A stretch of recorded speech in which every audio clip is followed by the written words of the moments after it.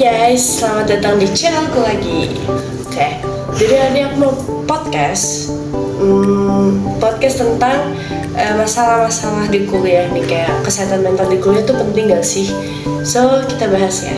Kuliah itu adalah hal yang penting gitu ya buat masa depan kita. Tapi masa-masa kuliah tuh masa-masa yang kadang ada orang yang stres, depresi gitu.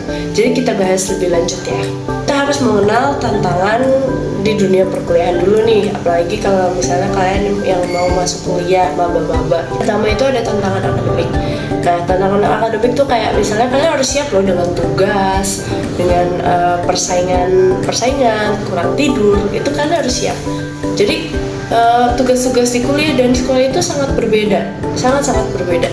Kalau misalnya di kuliah itu kalian tugasnya tuh bener-bener yang setiap matkul itu pasti ada tugas mata kuliah ya.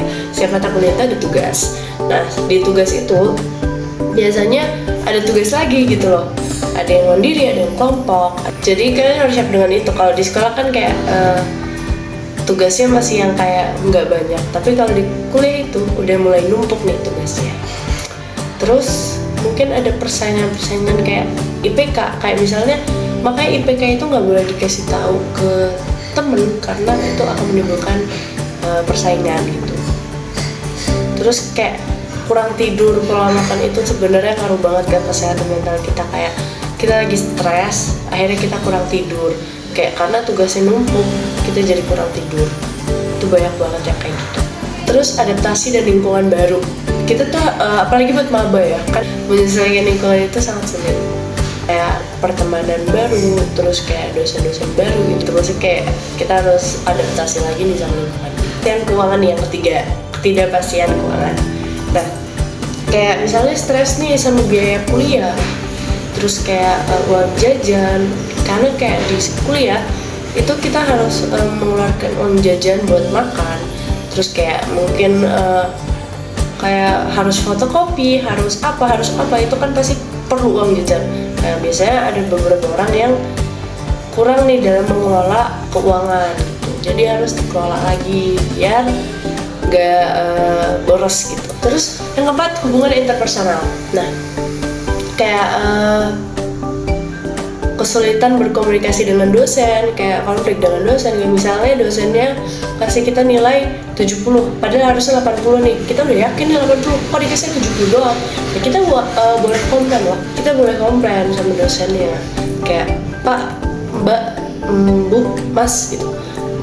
Kok nilai saya segini ya? Nanti akan di-recheck lagi kok sama dosennya. Tenang aja. Terus kehilangan identitas. Kayak misalnya karena udah stres kita jadi kehilangan minat sama hobi, jadi kehilangan arah gitulah. Nah, kita perlu itu yang namanya UKM atau organisasi biar gak penat-penat banget. Kalau misalnya organisasi kan mungkin banyak rapat tapi nggak selalu yang nggak selalu rapatnya tuh nggak yang berat gitu loh. Kalau mungkin kalau tugas kuliah itu berat banget, kalau tugas organisasi itu nggak seberat itu gitu loh. Jadi masih bisa kita handle. Itu sama aja kita kayaknya relasi, terus kita juga healing sejenak gitu dari tugas-tugas kuliah.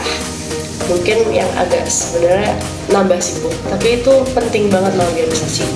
Terus UKM, kayak misalkan suka ngeband, nari kayak aku gitu, itu ikut UKM dance, ikut UKM band, ikut UKM pencinta alam atau berenang, itu kalian bisa jalan-jalan kan, refreshing juga.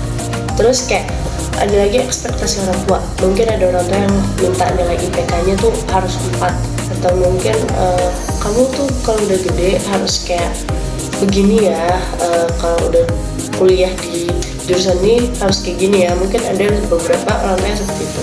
Terus merasa terjebak tuh kayak kita mau pergi, mau jalan-jalan, mau healing, tapi inget tugas tuh banyak banget gitu loh. Dan itu kita akhirnya merasa terjebak nih dalam situasi kuliah yang kok banyak banget ya. Cara-cara menghadapi tantangan tersebut adalah yang pertama itu kita harus mengatur jadwal. Harus atur jadwal belajar kita, kayak misalnya terutama tugas misalnya udah banyak banget. Kalau tugas tuh kuliah banyak banget kan, jadi utamain banget kalau abis pulang dari kuliah langsung ngerjain tugas itu biar gak mepet deadline. karena deadline-nya tuh mepet-mepet banget kalau tugas kuliah. Kayak aku bilang tadi, penting untuk mencari teman, karena teman itu juga adalah sumber kekuatan kita, jadi kayak bisa saling menguatkan juga.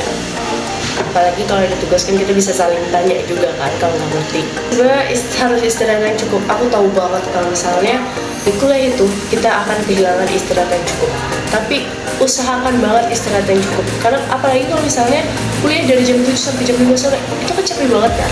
Nah, itu harus istirahat yang cukup. Untuk masa keuangan, kalian tuh bisa kayak buat note gitu, kalian pengeluaran per bulan tuh misalnya jangan lebih dari 500.000 gitu, atau jangan lebih dari 1 juta. Nah, itu kalian harus kelola, semuanya harus kelola biar nggak boros. Terus kayak per hari kalian jatahin 50.000 atau 30.000 itu kalian jatahin. Atau kalian misalnya mau cari kerja, itu oke, asal nggak membebani kalian juga. Kayak misalnya aku lebih menyarankan kalau mau cari kerja sih freelance ya. Kalau part time itu lebih membingungkan sih, lebih kayak ada shiftnya. Kalau misalnya freelance, kalian bisa datang kapan aja tapi tetap dibayar gitu kan.